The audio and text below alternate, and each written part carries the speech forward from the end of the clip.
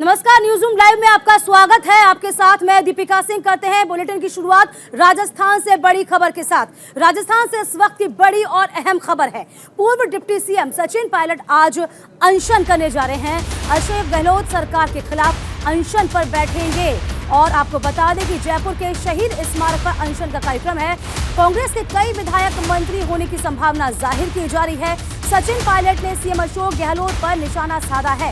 वसुंधरा सरकार में भ्रष्टाचार के मामले पर कोई एक्शन नहीं लिया गया, ये तमाम बातें कहते नजर आए हैं। सीएम अशोक गहलोत पर भ्रष्टाचारियों को बचाने का आरोप लगाया गया। सचिन पायलट के धरने से सियासी हलचल बढ़ गई है, यानी कि राजस्थान में सब कुछ ठीक नहीं चल रहा कांग्रेस के बीच। जिस तरीके से हमने राजस्थान सरकार को बनते देखा था, तब प्रयास लगाया जा रहा था। जिस तरीके से सचिन पायलट लगा था कि सीएम बनेंगे, लेकिन उसके बाद अशोक गहलोत को कमान सौंपी गई थी। सचिन पायलट नाराज हुए थे। इन तमाम नाराजगियों से अब आगे बढ़कर साफ तौर पर अपनी ही पार्टी के खिलाफ यहां पर सचिन पायलट ने मोर्चा खोल दिया है। उन्होंने कहा कि इससे जो हमारे कार्यकर्ता हैं उनका उत्साह कम होगा यदि हम तमाम विपक्षी पार्टियों पर जिस तरीके से जो बात कह के हम सत्ता में आए थे, उस बात पर यदि हम काबिज नहीं होते हैं तो सवाल खड़े होंगे।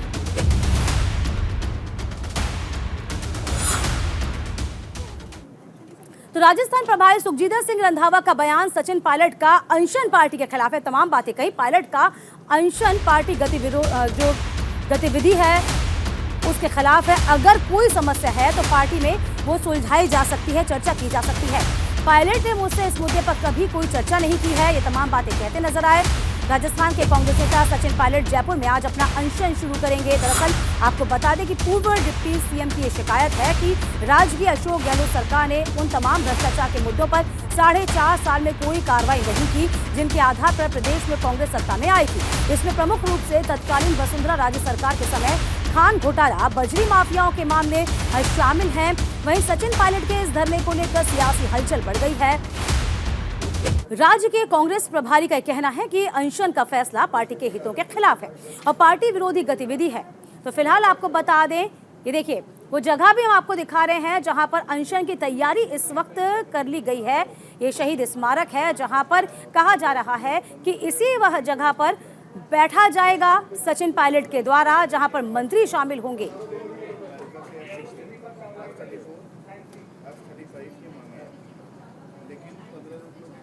आपस में लड़कर प्रदेश का बहुत नुकसान किया, जनता का बहुत नुकसान किया।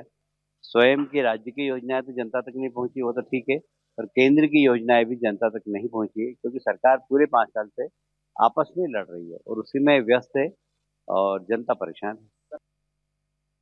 लेकिन राजस्थान में भी जो हो रहा है, मेरे ख्याल से चुनाव के समय सचिन जी को ये लगता होगा कि उनको जवाब देना पड़ेगा मतदाता को कि आपने तो कहा था कि बहुत भ्रष्टाचार है वसुंधरा राजे जी की सरकार के समय और हम उसकी जांच कराएंगे, और जांच नहीं हुई तो आप क्या कर रहे थे? आप उस सरकार के हिस्से थे, आपने उसके लिए क्या किया?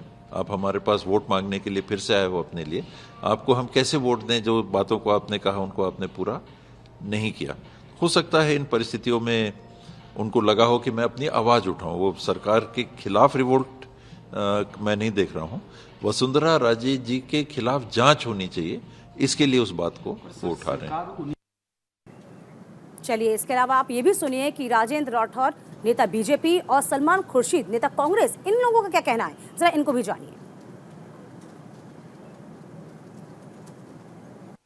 इस कांग्रेस के ताबूत में आखिरी कील होगा, क्योंकि अब कांग्रेस विघटन की ओर आगे बढ़ चुकी है। पूरे देश के अंदर कांग्रेस का आलाकमान अब कमजोर हो गया है। पूरे 4 साल 4 महीने पुरानी सरकार में मुख्यमंत्री जी का काम सिर्फ एक ही रहा, अपनी सरकार को बचाए रखना, अपनी कुर्सी को बचाए रखना। इसीलिए आज राजस्थान के अंदर ना विकास है, ना जन समस्याओं का निराकरण है, ना कानून और ना व्यवस्थाएं हैं। इसीलिए जनता ने ये भुगता है। मैं समझता हूं कांग्रेस का ये अंतर्कलह कांग्रेस की सरकार के लिए बड़ा संकट पैदा करेगा। अरे जो भी बात है वो घर में होनी चाहिए ना, घर से बाहर नहीं होनी चाहिए। अब आप मुझसे पूछ रहे हो तो वो भी मैं वही गलती करूं जो कोई और कर रहा है, मैं भी आपसे बात करूं, वो बात नहीं करनी चाहिए। अगर मेरे मन में कोई बात होगी तो मैं मुख्यमंत्री जी से अवश्य मिलूंगा, कहूंगा। वो मेरे मित्र हैं, दोस्त हैं, हम उनका सम्मान करते हैं। अगर कुछ पार्टी के हित में होगा तो मैं उनसे कहूँगा। तो फिलहाल राजस्थान कांग्रेस के लिए बहुत बड़ी खबर और बहुत चिंता का विषय भी है। तो आज की इस पूरी खबर पर हम लगातार नजर बनाए रखेंगे। तमाम अपडेट के साथ हमारे संवाददाता मौजूद हैं। छवि अवस्थी हैं हमारे साथ, जयपुर से जुड़ रही हैं। इसी के साथ साथ धरना स्थल से जुड़ रहे हैं हमारे साथ दीपक। छवि, सबसे पहले मैं आपके पास ही आ जाती हूँ। क्या लगता है, संगठन से अहमियत खो दी है सचिन पायलट ने, जो अब धरने का रास्ता अपनाना पड़ा? कह सकते हैं, क्योंकि संगठन की बात करें तो संगठन में पहले पीसीसी चीफ रह चुके हैं और उसके अलावा उप मुख्यमंत्री के पद पर रहे हैं।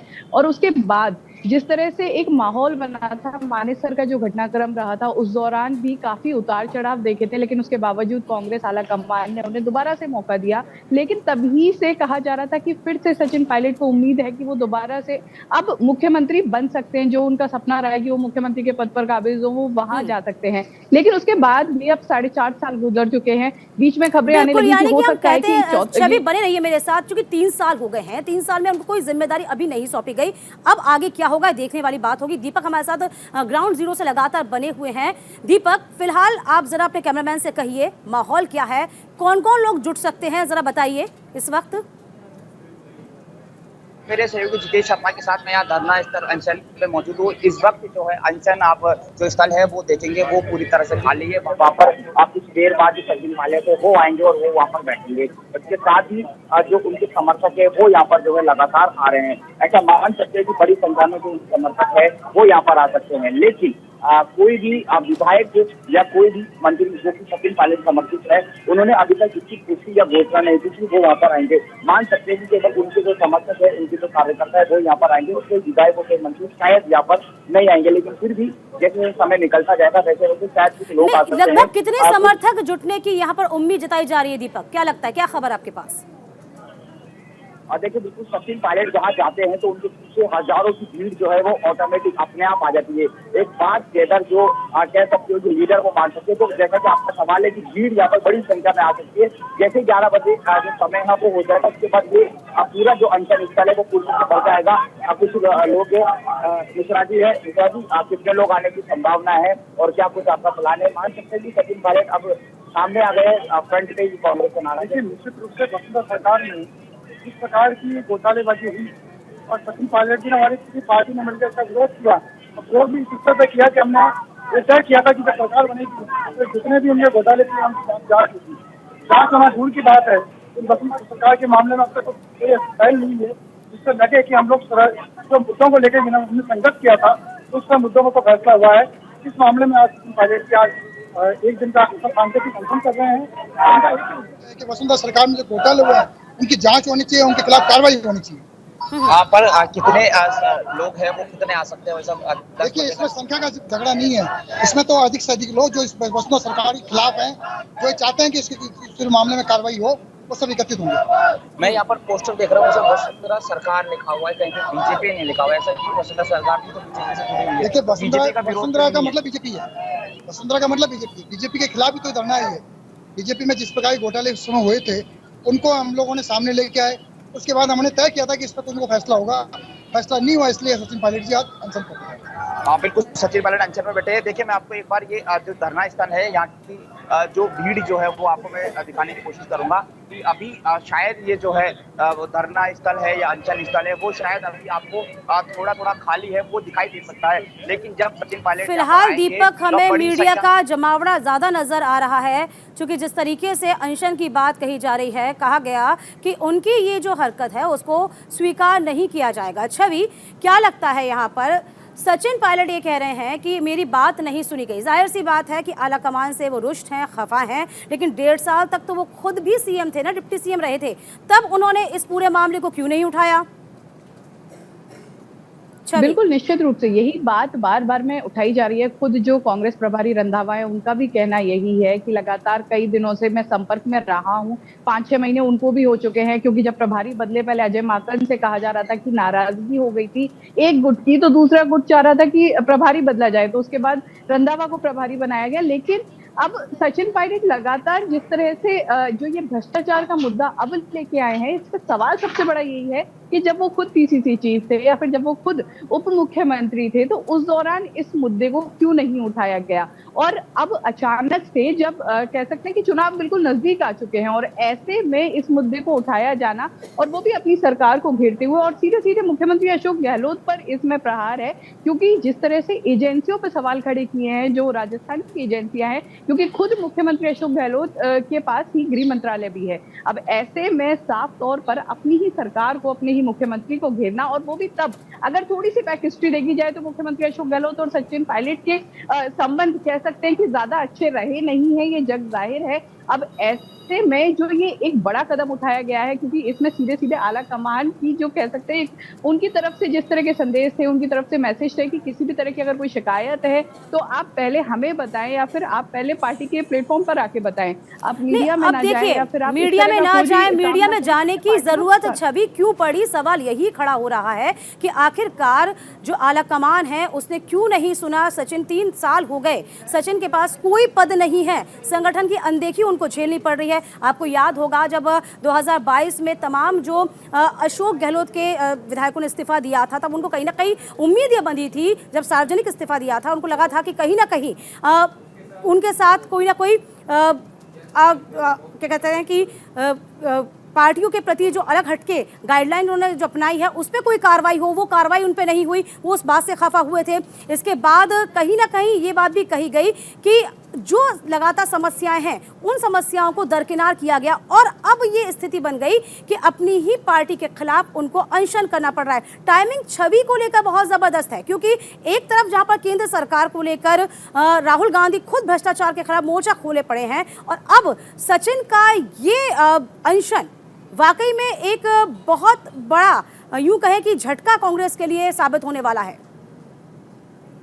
बिल्कुल निश्चित रूप से टाइमिंग कह सकते हैं कि जो सबसे बड़ा यहाँ पर गेम है वो टाइमिंग का है, क्योंकि चुनाव नजदीक है और ऐसे में अब सचिन पायलट ने जो मुद्दा उठाया है वो सबसे बड़ा इशू है, क्योंकि लगातार देखिए कह सकते हैं कि हर 3 से 4 महीने में कुछ कयास उठते रहे हैं कि जब मानेसर का घटनाक्रम हुआ उसके बाद जब सचिन पायलट को अपने जो पद थे उनसे हाथ धोना पड़ा था, उसके बाद लगातार बीच बीच में कई बार सचिन पायलट समर्थकों ने मुद्दे उठाए कि अब सत्ता परिवर्तन हो सकता है, अब मुख्यमंत्री बदल सकते हैं और अब सचिन पायलट को मुख्यमंत्री बनाया जा सकता है। जिस तरह से लंबे समय से उनके जो समर्थक हैं उनकी मांग रही है मुख्यमंत्री बनवाने की सचिन पायलट को। लेकिन अब जब चुनाव नजदीक है, क्योंकि हाल ही में कुछ समय पहले एक मुद्दा और उठाया गया था कि जब कहा जा रहा है कि मुख्यमंत्री अशोक गहलोत आखिरी बजट पेश करेंगे और इस बजट को पेश करने के बाद सचिन पायलट को मुख्यमंत्री बनाया जा सकता है, लेकिन ऐसा नहीं हुआ। तो कह सकते हैं कि कहीं ना कहीं छवि सवाल यही है कि जो बजट के बाद माहौल तैयार किया गया, क्या उसी माहौल से असहज महसूस कर रहे हैं?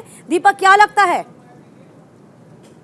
देखिए बिल्कुल छवि बिल्कुल ठीक कह रही थी। ऐसा लोग जो है ऐसा मीडिया अपने सूत्रों से चला रहा था, लोग जिक्र कर रहे थे कि शायद मुख्यमंत्री अशोक गहलोत का ये आखिरी बजट हो सकता है, इसके बाद राजस्थान में बदलाव हो सकता है, लेकिन ऐसा नहीं हुआ। तो कह सकते हो कि सचिन पायलट इससे पहले मानेसर गए, तब उनकी नाराजगी देखी गई, उसके बाद जो गहलोत है उनके समर्थक विधायकों ने अपना इस्तीफा दिया, तब मान सकते थे कि उनको बदलाव हो सकता है, लेकिन बार बार सचिन पायलट की जो बात है वो नहीं मानी गई। तो शायद वो कह सकते हो कि सब्र का बांध जो है वो अब आखिरकार टूट चुका है।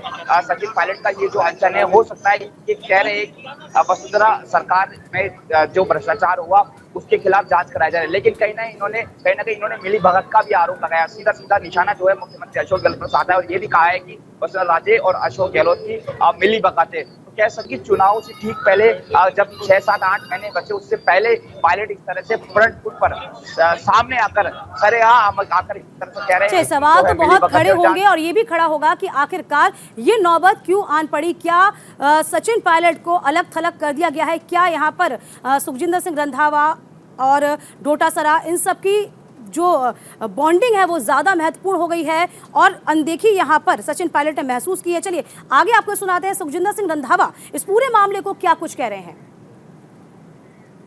तो राजस्थान प्रभारी सुखजिंदर सिंह रंधावा ने यह कहा है कि सचिन पायलट का अनशन पार्टी के खिलाफ है, पायलट का अनशन पार्टी विरोधी गतिविधि है। अगर कोई समस्या है तो पार्टी में आकर चर्चा की जा सकती है। पायलट ने मुझसे इस मुद्दे पर पहले कभी कोई चर्चा नहीं की।